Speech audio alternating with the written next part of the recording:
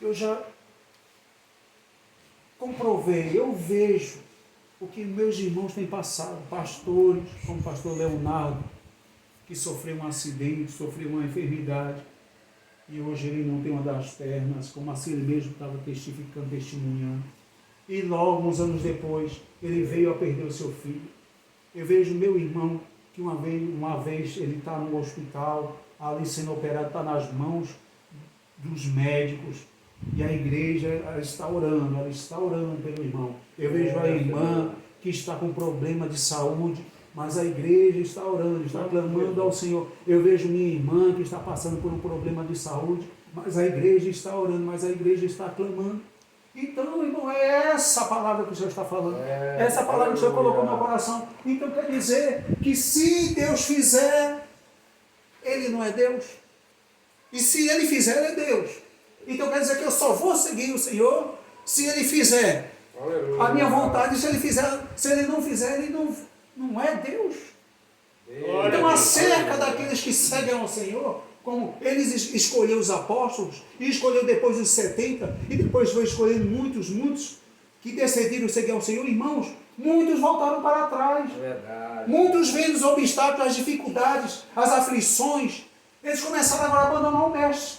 Chegou um certo momento que até os 12 que foram escolhidos pelo mestre também o abandonaram. Deixaram o mestre. Por quê? Não que eles não confiavam, mas sim porque temeram. Porque quando viram o próprio Jesus sendo crucificado, aqueles soldados ali com aquelas lanças, com aquelas espadas, com aquelas armaduras, buscando todos eles para sofrerem a mesma morte. Maravilha. Eles começaram agora a abandonar Jesus. E o próprio Pedro falou: Senhor, eu te seguirei para onde tu fores. O próprio Jesus falou para ele: Pedro, antes que o galo cante 3 vezes, tu me negarás. E o próprio Pedro, assim que ele deixou de clamar, parou de clamar, o galo cantou. Então veio na mente dele aquilo que o mestre tinha falado. E agora Pedro, ele começa a se esconder, junto com seus apóstolos, junto com os apóstolos. Mas a palavra diz que depois que Jesus morre na cruz do Calvário, depois que ele ressuscita, depois que ele começa a aparecer para Maria, para Marta e para Madalena, e depois começa a aparecer para alguns dos apóstolos, e daí começa a correr a notícia que o mestre havia ressuscitado. Eita glória! Aí vem Tomé. Aleluia, Jesus. Quando vão dizer para Tomé: Tomé, nós encontramos o mestre. Aí Tomé diz assim: se eu não tocá-lo, eu não vou crer. Mas Jesus vai e aparece para Tomé. Tomé, para que tu duvidastes? Toca nas minhas mãos, Senhor, toca na minha ferida. Senhor. Aleluia. Irmãos, a igreja está passando por um momento hoje tão grande, tão forte, que o Senhor tem curado, o Senhor tem ressuscitado, o Senhor tem dado a vida. Homens e mulheres que poderiam hoje estar mortos, mas estão contando o testemunho do que Deus tem feito nesses últimos tempos. Aleluia. A igreja continua de pé, a igreja continua clamando, Deus continua fazendo, porque Ele prometeu que não nos deixaria só. É verdade. Ele prometeu, Ele fez uma promessa. Obrigado. Então quando nós confiamos na palavra, Aleluia. Agora essa fé, por menor que seja, ela se torna grande. Glória a Deus, Senhor. Porque quem conhece a minha fé e a sua fé é Deus. É verdade. É o próprio Jesus que te conhece. Ele sabe o seu limite. Então não adianta eu chegar, meu irmão, se levanta, meu irmão. Não, é o próprio Senhor que vai falar contigo. É verdade. É o próprio Deus que fala contigo.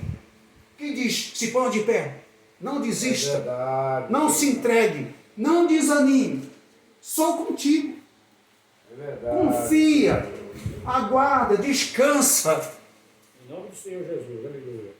Aleluia. Aí quando eu olho para a história de Sara, de Abraão, que quando havia um momento de alegria no seu coração, na sua vida, aí o próprio Deus põe ele à prova mais uma vez. Abraão, pega o teu filho e sobe no monte, onde eu te mostrarei. E lá oferecerás o teu filho como sacrifício. Eita, aí vem a prova novamente na vida de Abraão. Já no fim da sua vida, já no fim da sua história, ele achando que Deus não era capaz de fazer aquilo que ele tinha prometido. Aí começa agora mais uma prova na vida de Abraão. Não confiava mais, não cria da mesma forma que antes. Mas quando ele sobe no monte, quando ele está prestes a oferecer Isaac, a sua vida, aquilo que ele esperou a vida inteira, a alegria que aguardava, que ele teve no seu coração, agora em lágrimas, vê o seu filho deitado ali, no altar, como oferta ao Senhor. O Senhor brada, um anjo do Senhor brada e diz: Abraão, não estenda a mão ao teu filho. Senhor. Glória a Deus. Então Abraão agora, novamente ele se põe de pé.